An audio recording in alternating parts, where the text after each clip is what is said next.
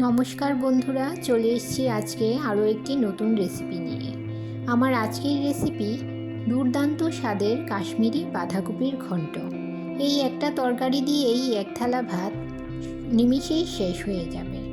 আমার চ্যানেলে যারা নতুন বন্ধু রয়েছেন, যারা এখনও চ্যানেলটি সাবস্ক্রাইব করেননি, তাদের কাছে অনুরোধ, চ্যানেলটি সাবস্ক্রাইব করে পাশে থাকা বেল আইকনটি প্রেস করে দিন আরও নতুন ভিডিওর আপডেট পেতে। আর যারা ফেসবুক থেকে ভিডিওটি দেখছেন, তারা ভিডিওটিতে একটা লাইক দিয়ে পেজটি ফলো করুন।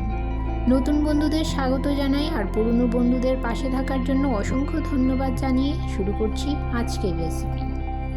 প্রথমেই গ্যাসের চুলায় একটা কড়াই বসিয়ে দিলাম ও তাতে 2 টেবিল চামচ সাদা তেল গরম করে নিয়েছি। এখন 3টে মিডিয়াম সাইজের আলু ডুমু ডুমু করে কেটে ধুয়ে নিয়েছি ও আলুগুলো আমি কড়াইতে দিয়ে দিলাম। আর দিয়ে দিলাম সামান্য হলুদ দিয়ে আলুগুলোকে আমি মিডিয়াম টু হাই ফ্লেমে 2 মিনিট লাল লাল করে ভেজে নেব। আলু ভাজার সময় নুন দিলাম না। নুন দিলে আলু থেকে এক্সট্রা জল বের হয়ে গিয়ে আলুগুলো সাইজে অনেকটাই ছোট হয়ে যাবে, তাই নুনটা আমি পরে ব্যবহার করব।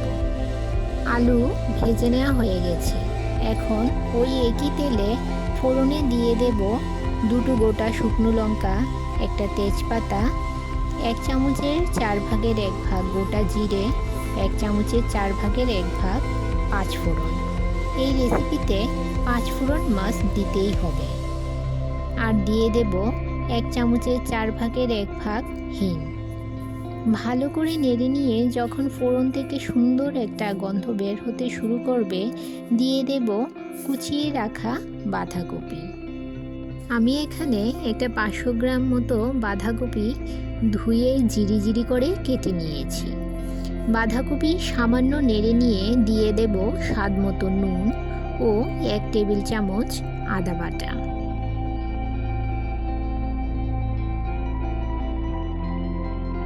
নুন ও আদা বাঁধাকপির সঙ্গে ভালো করে মিশিয়ে নিয়ে 2টো মিডিয়াম সাইজের টমেটো 4 ভাগ করে কেটে দিয়ে দিলাম।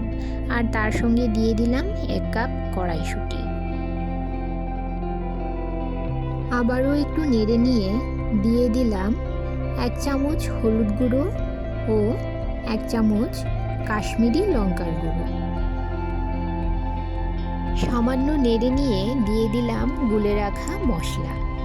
আমি এখানে 1 চামচ গোটা জিরে ও 3-4টে গোলমরিচ সামান্য জল দিয়ে বেটে নিয়েছি। এই মশলাটা আমি বাঁধাকপিতে দিয়ে দিলাম। এটা দিলে এই বাঁধাকপির টেস্টটা আরও ভালো হয়।